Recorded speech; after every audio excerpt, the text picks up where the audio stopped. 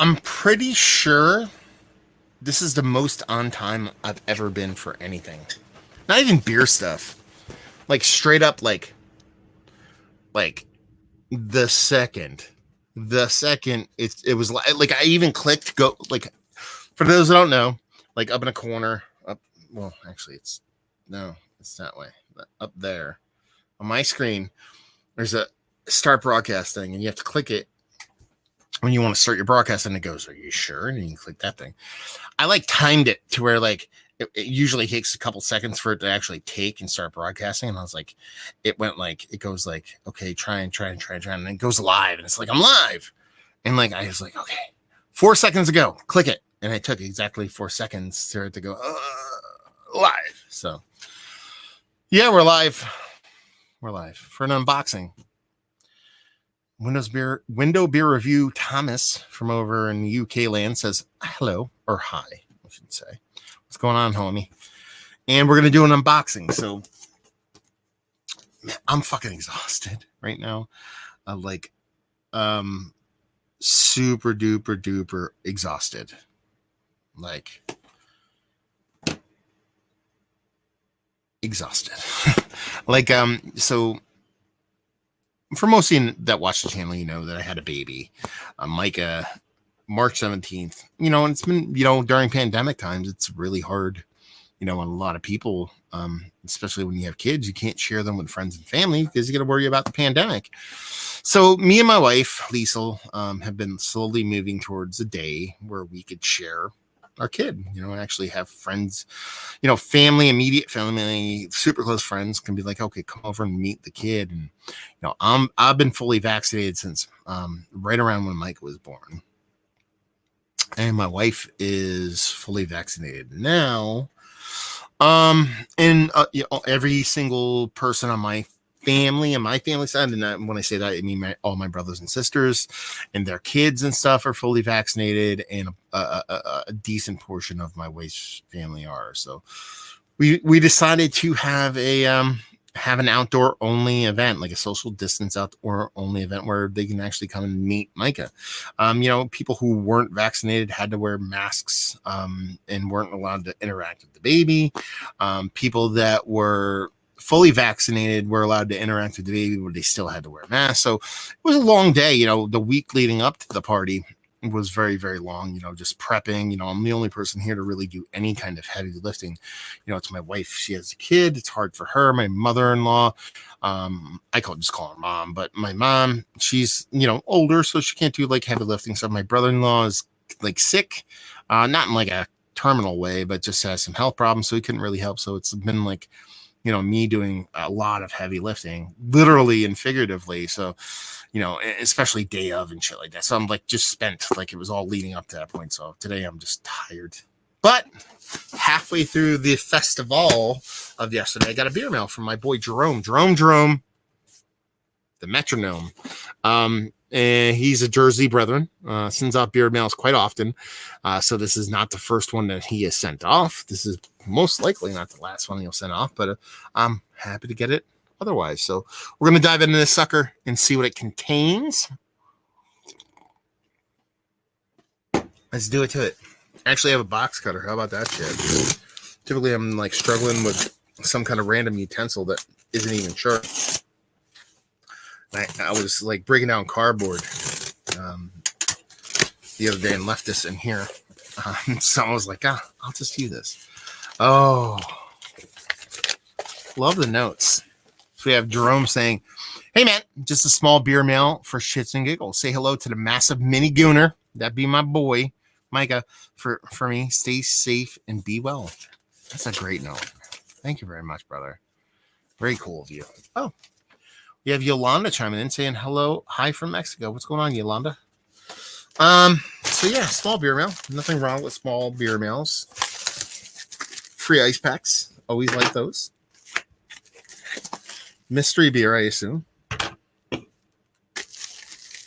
Mystery beer ice. What is this? And then we have, I think, are these all? We have all mystery beers, brother? Did you send me an all mystery beer mail?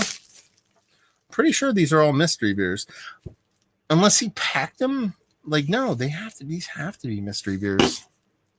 I just got 3 mystery beers. That does not suck.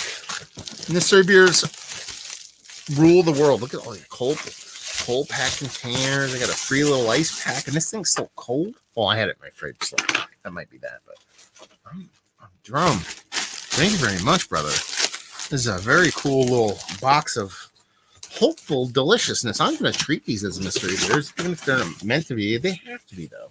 There's no way you wrap it like this. There's no way you wrap it like that, and it's not mystery beers.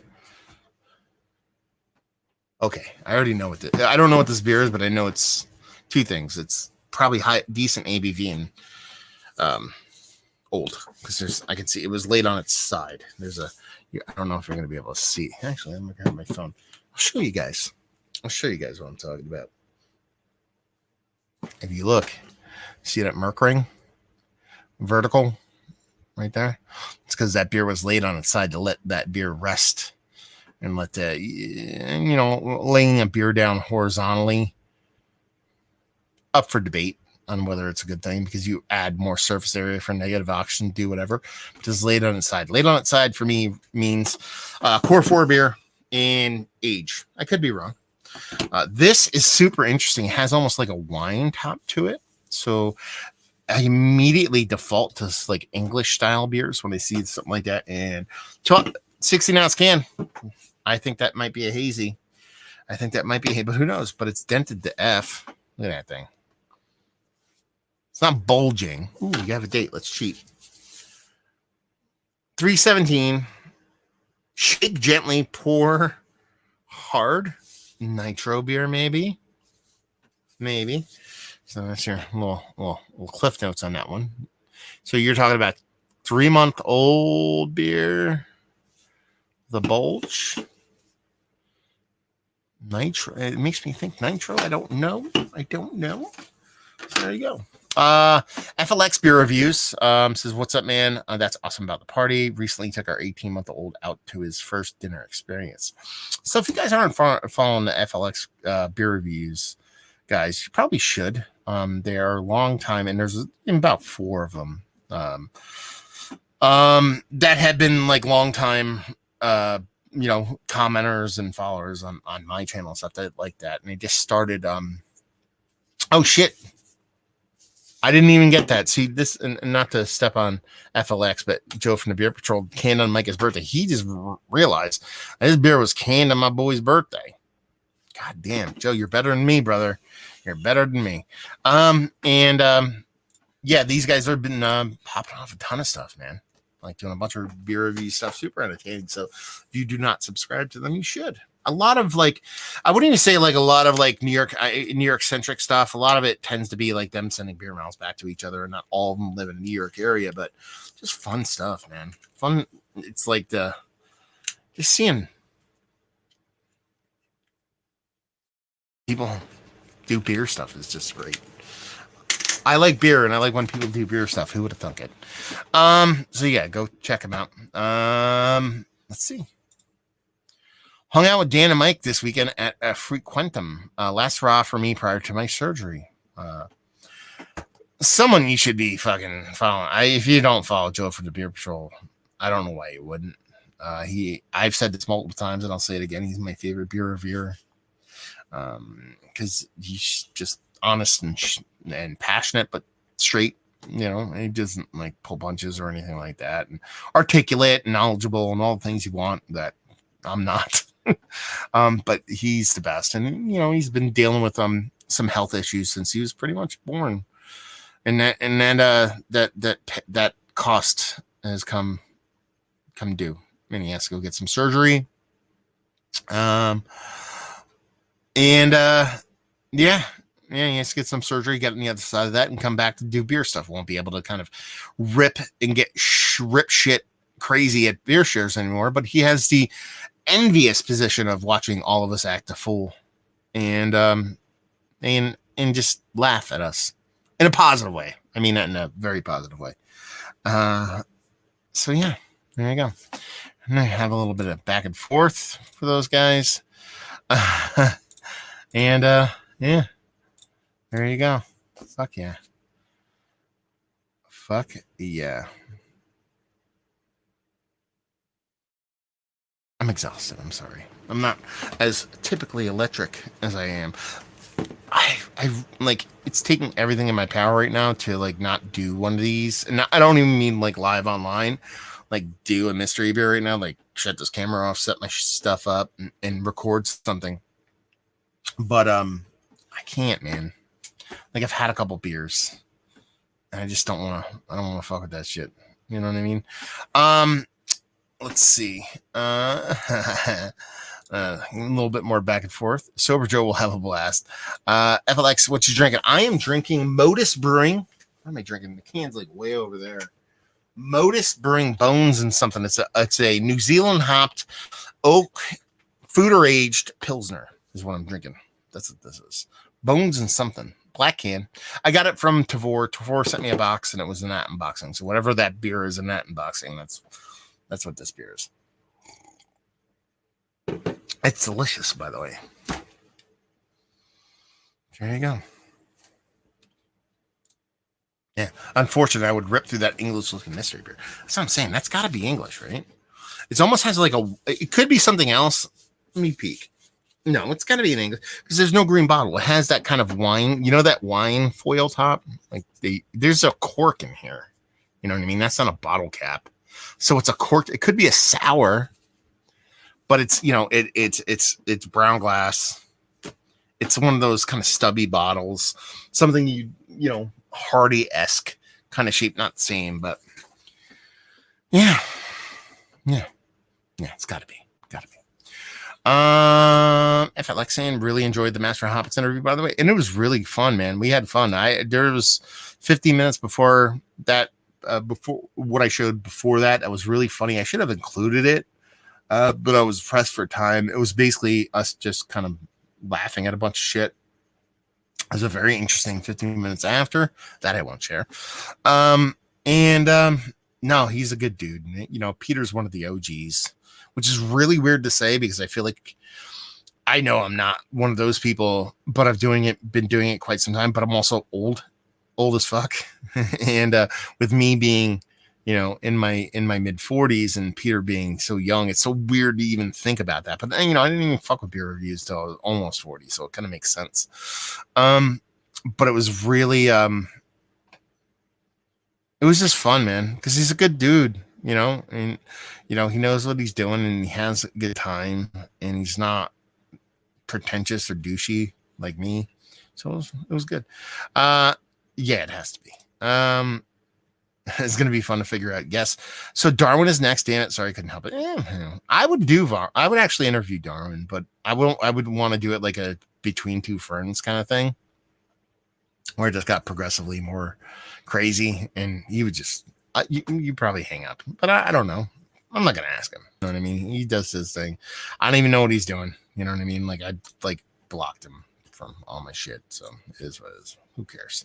No, but I'm going to have a bunch of people on. I'm trying to get a bunch of old school people that still do beer tube or kind of stop doing beer tube and all that kind of stuff. I'm trying to track them down and just, I think it's interesting to see where they've been, see what they've done, see where they're going to be, because when you do something like this, like beer tube was, you can actually see my monitor over here. That's weird. I never noticed that before. You've been doing stuff like this. It takes a certain kind of individual to do this. It's one thing to want to do this, but to put time and effort into it, I think is, borderline like crazy. The line between passionate and crazy is quite small. And, so in order to do this thing where you just film yourself and by yourself, in the middle of nothingness and post it online is weird enough, but I think it's equally weird to just stop. Like, you're just like, unless it's like dire stuff, like your, health issues, like marital issues, whatever it may be. Outside of that, if you just like cut the cord and like, oh, fuck it, I'm not doing it anymore. That's weird because why would you, you dedicate yourself so much to one thing and you kind of go the other direction.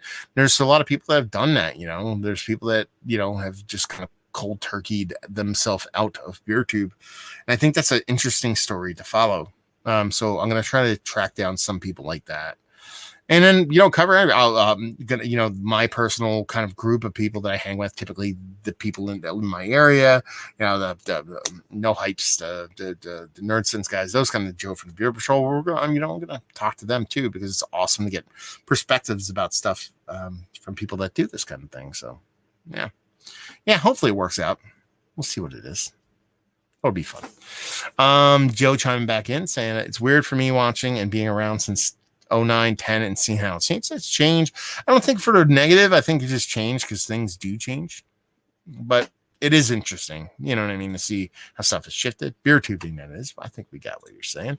Said, love to see a Will Cleveland, maybe also Mortalis owners or something. I would definitely talk to Will. Will is such a good dude, man. Like, I would love to do Will in person. Mortalis has been on the books for a while. Like, I mean, we've set dates before. Me and Paul and the guys from Mortalis have actually like set dates before. Just didn't come together. And then the pandemic, because it was all prior to me doing the Zoom podcasting thing. It was always in person. So I was like, I got to get up to Mortalis. And, I was like, okay, let's schedule something. I'll just come up there and talk to you. Now that Zoom is a little bit easier, so I have to revisit that stuff and get them on and just kind of talk to them and stuff. It'll happen if they want it to happen. Obviously, if I'm game for it, maybe they won't be game for it. Who knows? They're busy guys. I'll tell you what, though, super secret. It's very, very hard to get brewers to get on podcasts. Like, it's harder than you think it would be. Just because it's such a busy life, especially if you're older and you have kids, and it's just it's just hard, especially in general. I don't want to go too deep into it. It's very, very hard. So when someone does join and agrees to do a podcast together, I always just thank them to holy hell, because I know how tough it is and stuff like that. So, I mean, there's 19 billion people that I would love to have on, but we'll see what happens. This week will be Brad, my buddy Brad. Joe's met Brad before. He works for AB InBev, but on the Blue Point brewing side of things. But I'm going to have him on to talk about the pandemic and how that has affected New York City, because he basically serviced, Brooklyn, Manhattan proper, that kind of area. So it'd just be interesting to see his perspective of how beer has changed the idea of beer and the way it's kind of moved and distributed and stuff like that through New York. Joe's like, yeah, Brad is a good dude. I'll be listening to that one. Brad was up for Micah's party yesterday. So me and Brad had a very good time. Brad brought a crazy Anchorage barrel-aged barley wine, and some Schramm's mead. So I got the mead shits today. That's a good thing. Full disclosure. Yeah. So, oh man. Yeah. 'Tis what it is. I'm going to leave. I'm going to leave and go relax because I'm exhausted. So thank you very much, Jerome, for sending these off. If they are not intended to be mystery beers, even though they have to be, they're going to be mystery beers regardless, because I need them. So hopefully you guys enjoyed this little unboxing. Hopefully you have a great week. Have a great weekend. Have a great life. Joe, good luck, brother. I know when you're out of this, I can't wait to hang out in real life and drink 2 ounces at a time, just so we can drink together. And hopefully you guys enjoying some good beer right now. Hopefully you all taking it easy, brother and brohan. And see you later. Perfect. There you go. Cheers, y'all.